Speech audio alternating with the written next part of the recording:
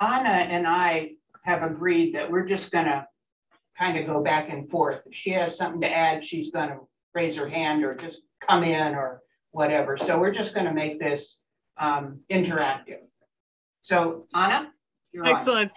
So thank you so much, Sister Bea, for that lovely introduction. And I am so grateful that you didn't share the time about me getting stomach flu or sick while we were in Norway. But we could talk about that at the happy hour later on tonight. Study, and we're very privileged to be talking about study because it is such an important component and part of our essence as Dominicans. Thinking about studying and praying about what to share with you today, I thought about, okay, let's look at St. Dominic. And from the very core of Dominic, we get a glance of how important study was. We hear the story that when Dominic was 14, about in 1184, and he goes off to the University of Valencia to study. Dominic's study took him to contemplation, to encounter the word. His study led him to this profound contemplation, which in turn gave him a mission to sell his expensive books and feed the poor in his community. As Dominicans, study is this connection between the four pillars. And you are hearing about the four pillars and how important they are to our life as Dominicans. But study is so important because as Dominicans, we are grounded in veritas, truth. It is this search of truth that allows us to be curious, creative, and open to God's ways. As a Dominican, I am encouraged through my formation and our pillars to realize that God is working. And I might have information and I might have facts, but I don't know everything. And I think of Thomas Aquinas after he had this great vision, this great scholar who wrote so much and was so inquisitive. And after this vision, he says, all I know is that I know nothing. And that's humbling because even the most educated, and Dominicans tend to be very educated and very well learned, we acknowledge that study is not accumulation of facts. Study is not, I'm going to know everything, so I will be right and I am perfect. It's not that. Study is about finding, being curious, being open to encountering God. Timothy Radcliffe, former master of the order, is quoted for sharing that the goal of study is not to learn how to be clever. Instead, the goal is to be able to listen. And in listening, our study is linked to our prayer, to our pillar of prayer. Through study, we encounter God, be it in scripture, in nature, in information, and we are invited to contemplate this information. And this contemplation leads us to study, leads us to prayer. And from here, what do we do with this contemplation? We're called to preach it. So it really is that tie between prayer and mission. Study is so important. And it invites us to cultivate an attitude of discovery and a discipline of inquiry. So this is a bit of why study is such an important part of us as Dominicans. And the last thing that I want to point out about study is this very Dominican treasure of disputatio, right? I can't see you, but by voice, how many of you have ever been in speech and debate? Yes. One, okay, two. Right. And how many of you are acquainted with the process of debating? Not the political debates and shows that we've seen in the past, but like actual debates. 2, 3, 4. Okay. So in its core, a a debate. It's not kind of like who has more information and who wins. It's really showcasing of facts to come to an agreement. And as Dominicans, this disputatio is being open to ideas and information that are perhaps new to me, maybe some things that I might not agree with. And in the sharing of facts, in the sharing of dialogue, truth is found. This disputatio allows us the recognition that at times we disagree. We don't, we might have confrontation with each other's perspectives. But in search of truth, we embrace and we are open to listening to information that might be revelatory and might provide us an insight to God. And this is also part of study, I believe.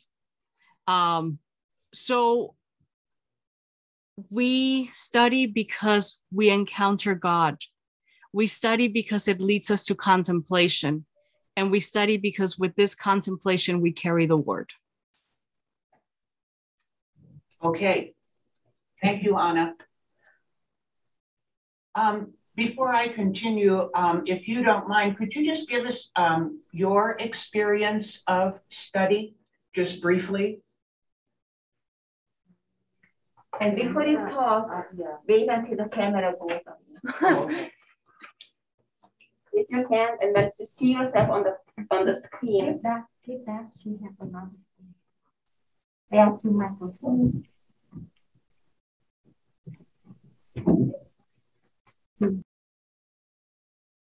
I will keep my day job, huh?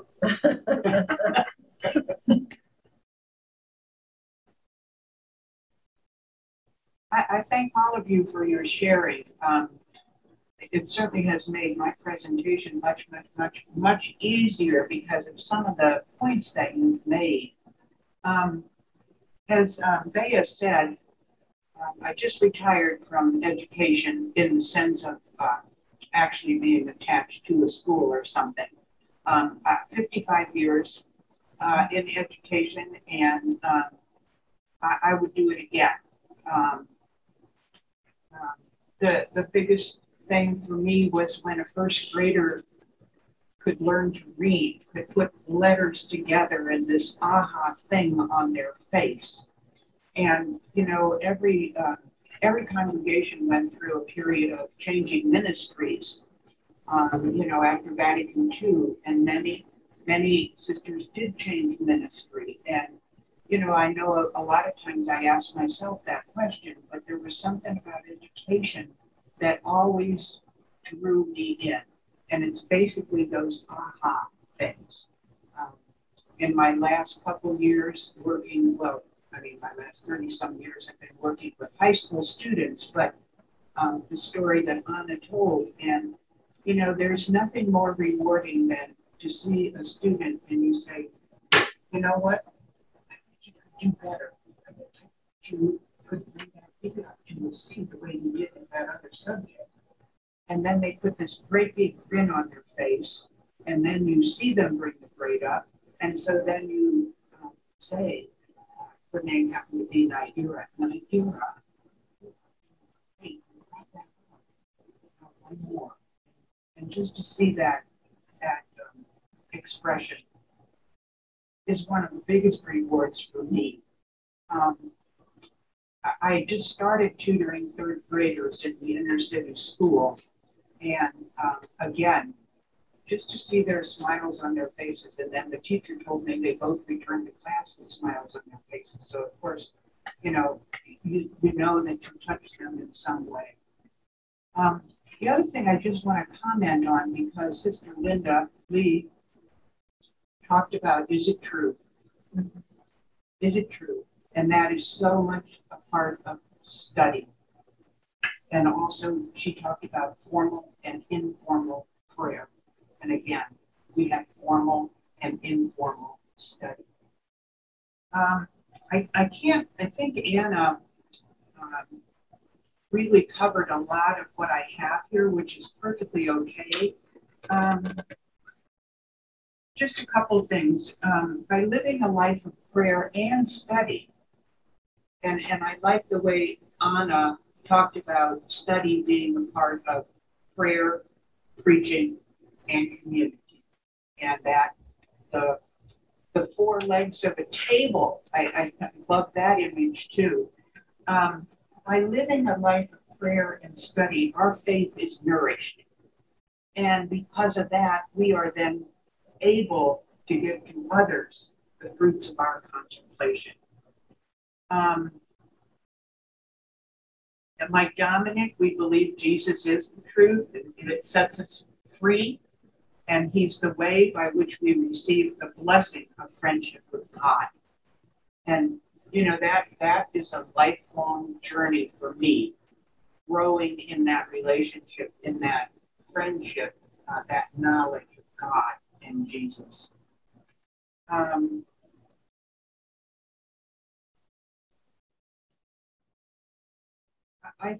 think that's all that I want to add. And Anna, you want to say a little something about it? Absolutely.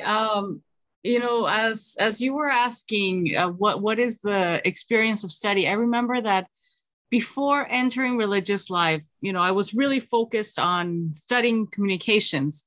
I entered the field of communications because I liked it. I really liked it.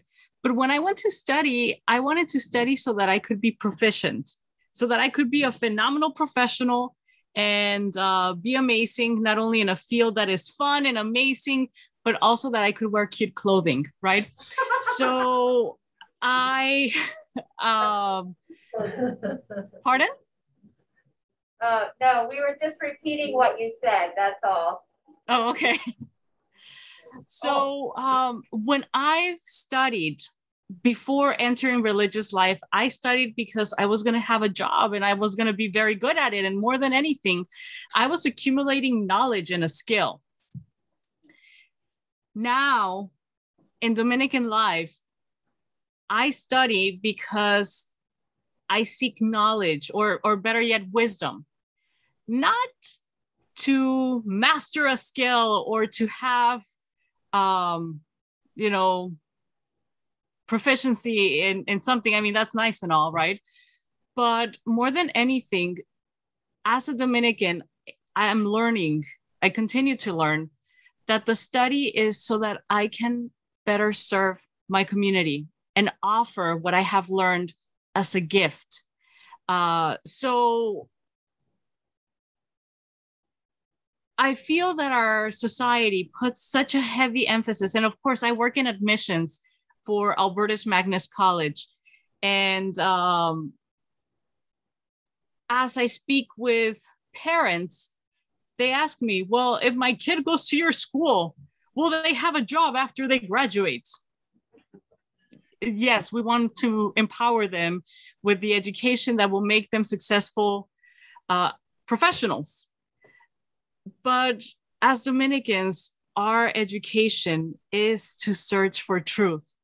So yes, you know, we acquire knowledge, we acquire skills, but it's not for domination or a title or power. It's to give back. It's to serve. So that's kind of like the difference in my perspective prior to entering religious life and now as a Dominican.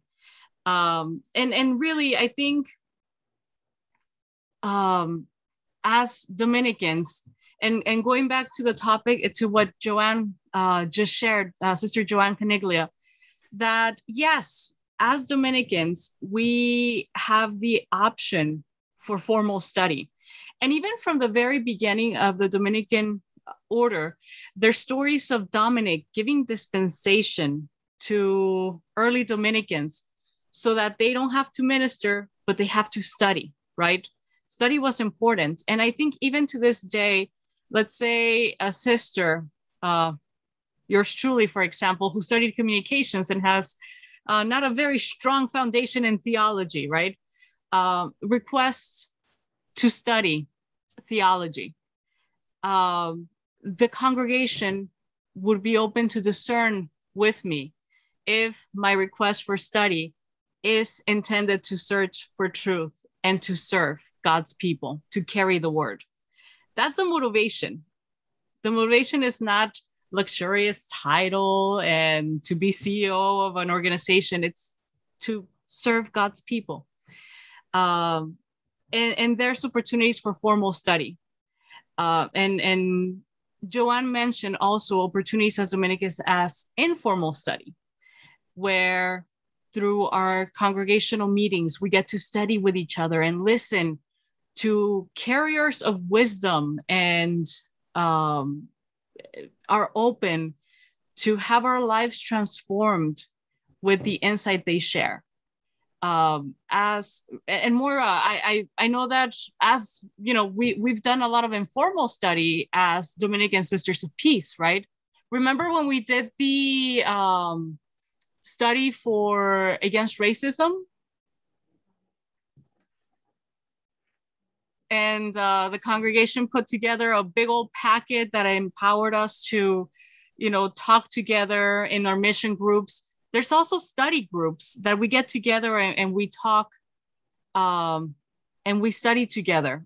During COVID, my community, I'm sorry, hon? You're taking my talk on a... I'm sorry. I'm sorry. Informal education. Right. Are you finished with formal? Yeah. Okay. And it isn't because I wanted the last word on it. You can have the last word. So, oh,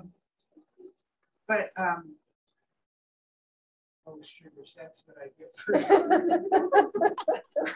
informal study. Oh, okay, informal study. And I just want to pick up on one thing Anna said, that I think all of our Dominican congregations have been willing at times for a person to say, step out of ministry and attend to get another degree or upgrade your degree or something like that, you know. And I know I've had the experience, you know, and I'm sure that other sisters have had that experience also. Especially if you're going to go into a different field or something, but even to just upgrade or keep your certificate up. So informal study, as Anna started to talk about, would be the study groups. We have study groups in most of our convents, and we usually study what the congregation has put out. The racism, our group of associates here in the Akron area and our associate director, Colette Parker, had a series of talks that went for at least 5 years. Didn't it, Joanne? Mm-hmm. At least 5 years, where we would have speakers sometimes twice a month, sometimes once a month. And it was all to raise our consciousness of the problems with racism.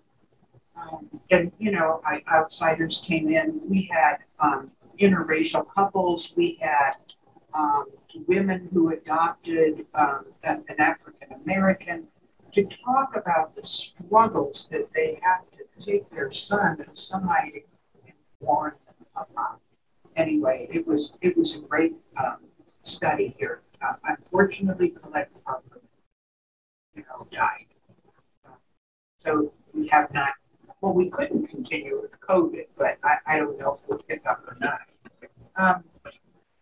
Some other informal, like Sister Joanne mentioned, our speakers at our chapter in our assemblies, or speakers that you bring into your place, or you go to hear, you know, conferences, workshops,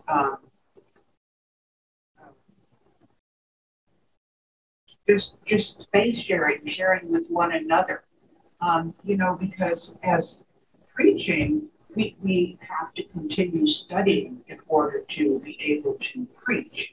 And of course, our ministry.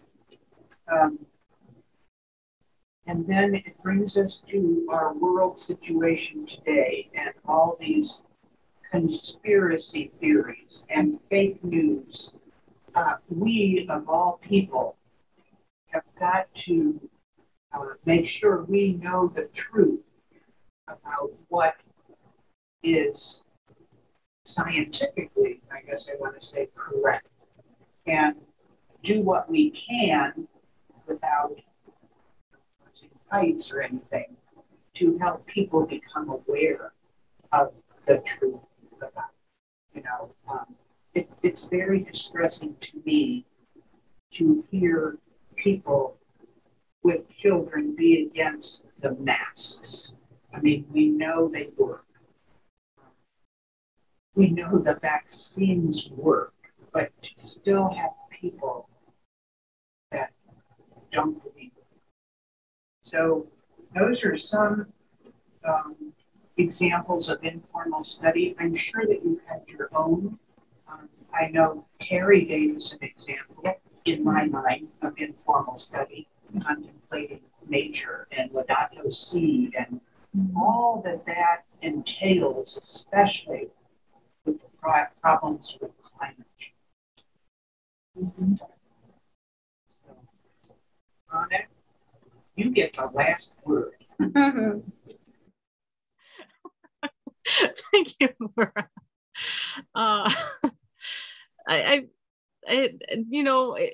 Study is so important, and I think it's the invitation to keep growing as a person and growing in our relationship with God.